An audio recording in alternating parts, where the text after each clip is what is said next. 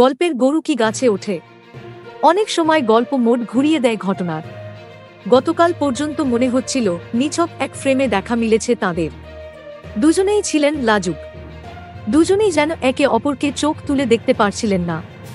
ভারতের দুই পদকের নায়ক নায়িকা কি তবে প্রেমে পড়েছেন? ভিডিও প্রকাশ্যে আসতেই এই ঘটনা নিয়ে তোলপাড় পড়ে যায়।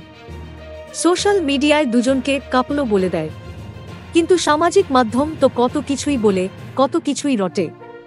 সে সব নিয়ে কি মাথা ঘামালে চলে? কিন্তু ঘটনা যদি এদিকে মোড় নেয় তাহলে তো হবেই।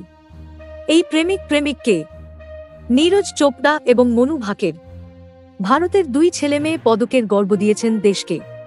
প্যারিস অলিম্পিকের সমাপ্তি অনুষ্ঠানের আগে দুজনকে যেভাবে দেখা গিয়েছে, তাতে জল্পনা ছড়ানোরই কথা। কিন্তু মনুর বাবা কি বললেন? মনু ভারতীয় খেলায় ইতিহাস তৈরি করেছেন। দেশ স্বাধীন হওয়ার পর এই প্রথম কোনো অ্যাথলিট এক অলিম্পিক থেকে নিয়ে এসেছেন জোড়া পদক। মনু ইতিহাসে জায়গা পেয়ে গিয়েছেন। অন্যদিকে আবার নীরজ চোপড়া গতবার টোকিও গেমস থেকে জিতেছিলেন সোনা। এবার তাঁর ঝুলিতে রূপো। এই প্রজন্মের দুই সেরা অ্যাথলিট কি প্রেমে পড়েছেন একে অপরের? Thank you so much for watching our videos. Please do like, share and subscribe our channel.